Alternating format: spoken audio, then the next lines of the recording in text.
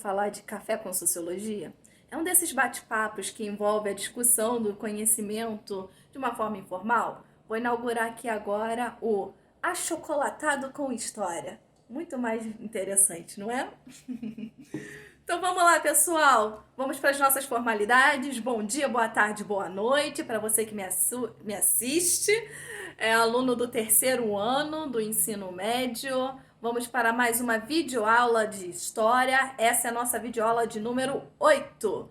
E vamos dar continuidade aos nossos estudos iniciados na aula passada, que é da unidade 43, que vai falar sobre a descolonização na Ásia e na África.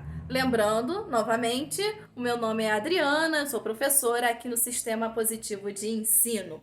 Então, retomando aqui um pouco das nossas discussões, na nossa última aula nós falamos um pouco do contexto que levou a um processo de independências, emancipações, mas também lutas, resistências que aconteceram no continente africano. Para isso nós remetemos historicamente ao contexto do imperialismo e ao final da Segunda Guerra Mundial e também como que o clima de Guerra Fria vai influenciar fortemente, né, na tomada de decisão das lutas, na emancipação desses países. Pensamos aqui que é importante estar na mente o valor do nacionalismo que vai impulsionar nesses movimentos, também da Conferência de Bandung, lembra do que aconteceu lá na Indonésia? E que foi importante, estrutural aí, para a decisão, a percepção de exploração e de tomada de decisão anti-imperialista, contra todas essas dominações e contra o racismo que ficou muito presente. Isso envolveu países africanos, mas também asiáticos, que nós estamos falando aqui hoje, tá? E pensando que após a independência, todos esses processos não foram resolvidos, nós temos aí muitos conflitos que se perpetuaram por muitos anos em guerras civis e ditaduras em países africanos, falando mais especificamente o caso da África do Sul e do Apartheid, ok? Na aula de hoje a gente dá contexto, dá continuidade dentro desse mesmo contexto de independências que vão acontecer como consequências das políticas imperialistas que começaram lá no século XIX, mas que perpetuaram por bastante tempo também no século XX, e que o final da Segunda Guerra Mundial vai ajudar, vai impulsionar a esses movimentos de independência, mas não exatamente no final da Segunda Guerra Mundial. É o que vamos ver hoje, falando no contexto asiático, mais especificamente sobre a Índia, ok? Para isso, o que a gente precisa fazer?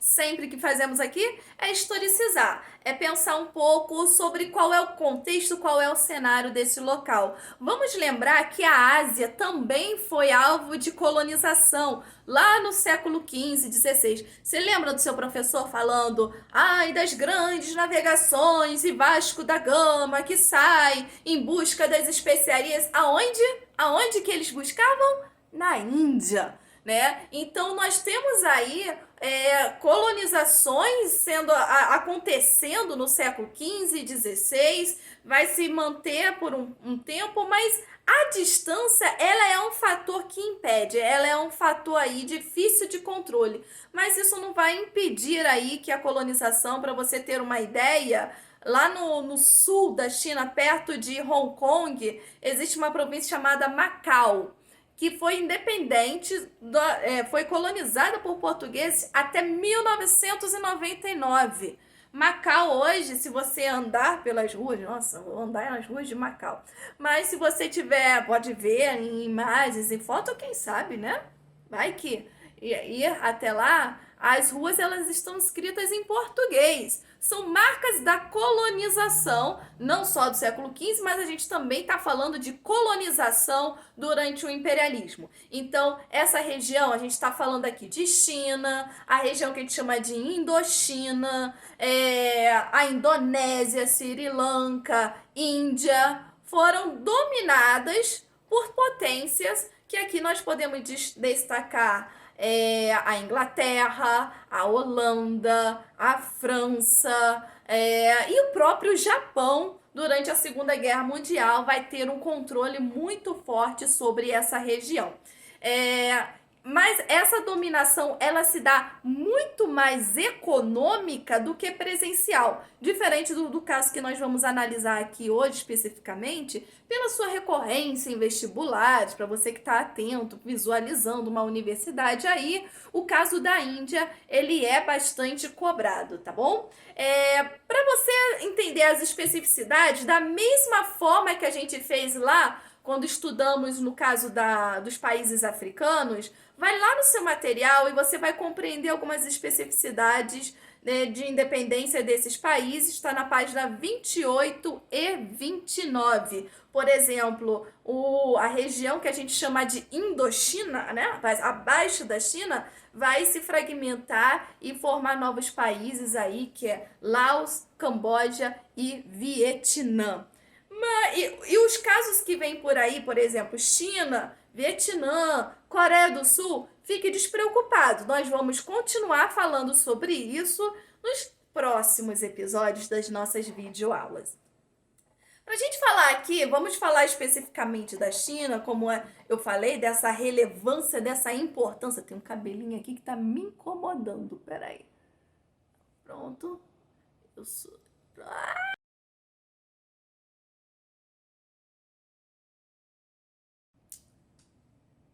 Pronto, resolvido o problema do cabelo. Então vamos pensar aqui o que interessa a Índia. A Índia foi alvo de colonização, a gente viu lá no século XV, no século XVI por portugueses em busca das especiarias, mas no século XIX volta a ser colonizada agora pela Inglaterra. E o sistema de dominação ou colonização em inglês empregado na Índia foi algo que a gente chama de protetorado, ou seja, eles instalam suas bases fisicamente, com militares inclusive, e submetem os governantes, de certa forma, indiretamente eles estavam regendo ali a favor dos interesses políticos ingleses. Com a final da Segunda Guerra Mundial, assim como aconteceu na África, impulsionado aí, podemos dizer, pelos movimentos pró-democracia, pelo enfraquecimento das potências europeias de dominação, isso vai impulsionar aí aos movimentos de emancipação na Índia. Isso já havia acontecendo, inclusive, bem antes, durante a Primeira Guerra Mundial, e que conseguiram muitas conquistas. Por exemplo, conseguiram em 1920 o fim dos impostos que eram obrigados a pagar os ingleses. Em 1935, por exemplo, vem uma nova Constituição. Mas isso não era suficiente. Era preciso alcançar a emancipação, a independência. Não adianta, muitos movimentos ali, políticos, não se conformaram com essas regalias, essas conquistas. O que eles queriam realmente era a independência, e isso ainda não era algo concreto. E é aí que a gente vai destacar uma importante liderança, que é o Mohandas Gandhi. Após se chamará Mahatma Gandhi. O Gandhi, ele vai ser uma figura central que vai mobilizar e trazendo uma outra ideologia, uma outra perspectiva de luta em prol dessa independência. Falando um pouquinho da história dele, dentro dessa sociedade indiana, ele se casa, por exemplo, aos 13 anos, porque faz parte da sua cultura, da tradição. Aos 19 anos, ele vai para Londres estudar. Lembra quando eu falei isso com vocês? Que muitos colonos iam estudar nas metrópoles, e para ali ter uma forma de dominação, daquele controle, mas isso o tiro saiu pela culatra, porque isso impulsionou um movimento intelectual de conscientização, de dominação, que essas potências faziam sobre a sua terra natal. E quando o Gandhi volta, ele volta para a Índia, mas ele precisa de trabalho, ele se forma em direito, E ele vai para a África do Sul, ele é convidado, vai para a África do Sul e é ali que se coloca, se monta, digamos assim, a sua perspectiva de luta. Lá na África do Sul, ele vai tomar consciência de questões relacionadas à discriminação. Inclusive um episódio que se conta em que ele estava no trem, viajando dentro da África do Sul, na primeira classe, e ele é convidado a se retirar e ir para a terceira classe por ser negro. Então, não só isso, mas toda a política, como a gente viu na última aula relacionada ao apartheid, que vem posteriormente, mas essa descriminalização, essa segregação racial que acontece na África do Sul, e o Gandhi vai lutar contra isso. Vai sofrer bastante, vai apanhar publicamente, vai ser preso diversas vezes. Nossa, perco a conta de quantas vezes o Gandhi ele foi preso em prol das suas crenças, dos seus protestos, contra, por exemplo, o registro de pessoas para que fiscalizasse aonde elas deveriam circular socialmente, e ele se posiciona contra, depois a favor e que desanda, mas com muitas vitórias depois de muita luta. Depois da Primeira Guerra Mundial, quando encerra a Primeira Guerra Mundial em 1919, o Gandhi volta para a Índia e lá ele vê um outro cenário, né? Lembrando aqui que a questão da Índia, ela é mais do que a questão racial entre brancos e negros, como acontecia na África do Sul. Inclusive, o Gandhi não só a favor dos negros, mas também dos indianos que residiam na África do Sul, por quem ele lutava. Isso fez com que a fama dele se expandisse. Quando ele volta para a Índia, ele já era conhecido pelo seu sistema, pelas suas conquistas, pela sua luta. E vamos lembrar aqui que na África do Sul nós temos uma questão, como eu estava dizendo, mais do que racial. Ela é social dentro da religião. Dentro do hinduísmo, nós temos um sistema de castas, em que uma casta é superior à outra. Então, nós temos os brahmanes no topo da casta e temos os chamados Dalits, né, a poeira, e que são os chamados os intocáveis. E o Gandhi ele toma uma postura de aceitar a todos. Ele vai então incentivar aí a participação de todos os indianos na luta pelos seus direitos. Então, por exemplo, e aqui nós vamos falar dessa, digamos assim, ideologia, dessa forma de luta de protestos a favor da independência da Índia, que ele vai lutar principalmente no princípio da desobediência civil e dos boicotes aos produtos ingleses. É assim que é a forma de luta dele. Também ele usou como luta, como protesto, o jejum. Teve um episódio, inclusive já utilizou outras vezes, mas esse episódio, em 1933, ele chegou a fazer jejum de 21 dias. Meu respeito a ele, porque não consigo ficar sem comer nem por 3 horas. Veja que eu tô aqui com o meu achocolatado prontinho para me alimentar. Então, inclusive ele ganhou, ele causou comoção social internacional, que vai fazer com que os indianos ganhem bastante direitos dentro desse processo de luta, mas ainda não a independência. Então, a estratégia de luta dele é a base da desobediência civil. O que é a desobediência civil? É no princípio de que a Inglaterra manda pagar impostos, eu não vou pagar os impostos. A Inglaterra manda comprar esses produtos ingleses, não vou comprar os produtos ingleses. Manda se registrar, não vou se registrar. Através de protestos pacíficos. Isso é importante aqui. Toda a conquista, a luta pregada pelo Gandhi e que vai ter uma adesão social muito grande é baseada no pacifismo. Mas isso, poxa, Adriana, vão conquistar? Vão, mas não sem perdas, porque esses protestos pacíficos levaram a reações violentas por parte do governo inglês. Inclusive, vários massacres. Teve um caso de massacre que houve, calcula-se em média de 1.000 mortos e 1.200 feridos, fora as várias prisões que aconteceram. Então, a base da desobediência civil, ela teve alcance, ela teve conquistas, mas não sem as penas sofridas. Inclusive, o Gandhi, né, sofreu várias penalidades aí, muitas prisões em que ele sofreu dentro desse contexto. E o boicote aos produtos ingleses, principalmente.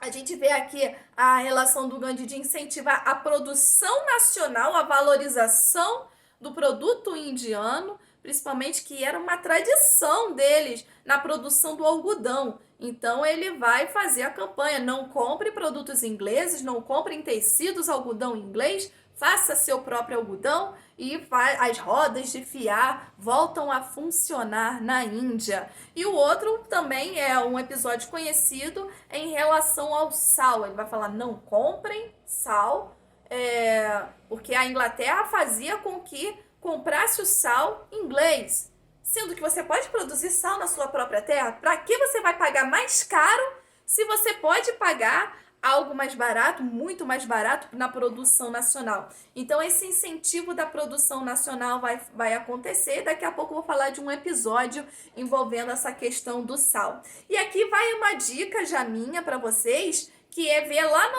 nos seus objetos educacionais digitais, lá no Positivo On, no seu volume 10, tem um vídeo que é Gandhi e o processo de independência. Inclusive, você vai poder, além de conhecer um pouquinho mais sobre ele, ouvi-lo falando, pregando aí a seu princípio da não violência. Esse princípio dele não é algo dele, não foi algo inventado com ele, foi algo que ele toma conhecimento, inclusive quando ele está em Londres, de um homem chamado Henry David Thoreau. Eu acho que é assim, vou deixar o nome dele aqui, você pronuncia como você achar que é o mais correto. Que ele vai dizer o seguinte, vou ler aqui: quando o súdito nega obediência e quando o funcionário se recusa a aplicar as leis injustas ou simplesmente se demite, está consumada a revolução. Olha só que interessante, quando você começa a se negar, quando você dá o seu primeiro não, é aí que a revolução já começou. Olha só que interessante, a sua resistência da sua palavra, aquilo que pode pregar. Então, muitas frases atribuídas são a Gandhi. É importante a gente prestar atenção nisso, né? Inclusive, eu lembro aqui um fato pessoal: na minha formatura do ensino médio, como vocês estão se formando, teve a camisa do terceirão, né? E foi uma frase do Gandhi que estava escrito nas costas. Não vou falar o ano aqui para não denunciar a minha idade, né? Mas vou lançar um desafio aqui para vocês. Frases de Gandhi. Eu queria que vocês pesquisassem, olhassem na internet, conferindo, claro, a fonte, se aquela frase realmente é atribuída àquele sujeito, mas há muitas frases do Gandhi que pregam essa paz, a não violência, o pacifismo. Então, eu queria que vocês pesquisassem e postassem. Exatamente. Postem vocês aí estudando com o seu livro, escrevam essa frase no papel, tirem a foto e publiquem aí nas suas redes, no seu Instagram, utilizando o @Sistema Positivo de Ensino, para a gente poder ver aí se vocês estão realmente estudando, mas também para aprender um pouco com a filosofia de outras pessoas, que é muito interessante. Você vai se surpreender com tantas frases inspiradoras que o Gandhi tem. E aí o episódio que eu falei para vocês relacionado à não obediência civil, a esse boicote aos produtos ingleses, é quando o Gandhi, por exemplo, ele vai impulsionar a população a marchar e produzir o seu próprio sal. Vai ser uma caminhada de aproximadamente 200 quilômetros. Essa caminhada vai durar 24 dias.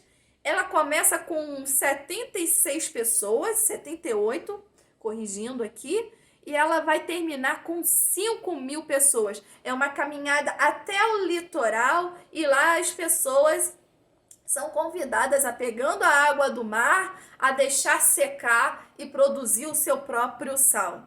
É claro que vai ter resistência, vai ter pancadaria, vai ter prisão, mas vai ter tanta prisão que as cadeias elas vão estar super lotadas, não vai ter mais onde prender tantos protestantes, inclusive o Gandhi. Ele vai ser convidado a ir a Londres e a conversar, fazendo algumas concessões. O governo inglês vai fazer concessões aí para os indianos, mas ainda não a independência. A luta continua, o Gandhi vai ser preso novamente várias vezes, mas em 1942 foi um período que ele fica bastante tempo, fica 2 anos na prisão.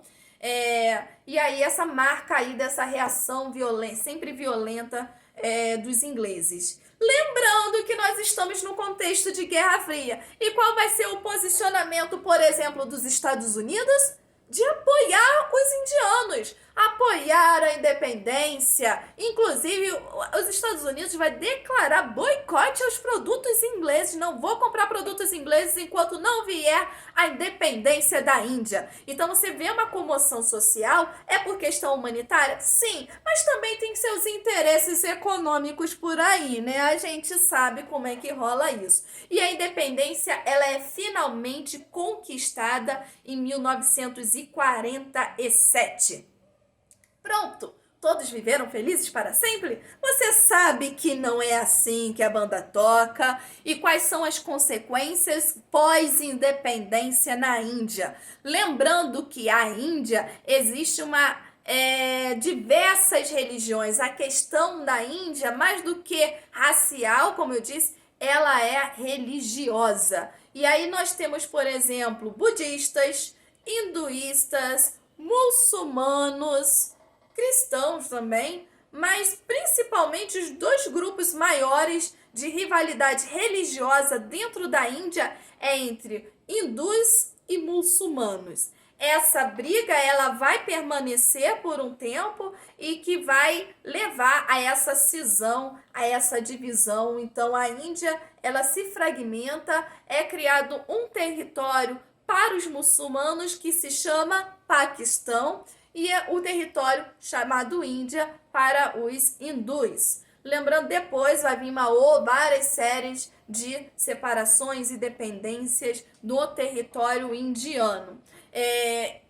E essa relação essa luta, essa fragmentação religiosa, inclusive porque dentro do Paquistão ainda tem hindus e dentro da Índia há muçulmanos. Então os conflitos religiosos eles são bastante, conflitos nacionalistas por maior representatividade, isso vai levar a um conflito, uma tensão social muito grande. E como o Gandhi, ele é do pacifismo, é difícil falar essa palavra aqui para mim, ele é do movimento pacífico, ele vai pregar aí dessa liberdade, e o que vai levar alguns hindus extremistas a não concordarem com essa posição. Vai ter atentados pela vida de Gandhi até que realmente ao sucesso. Em 1979, aos 78 anos de idade,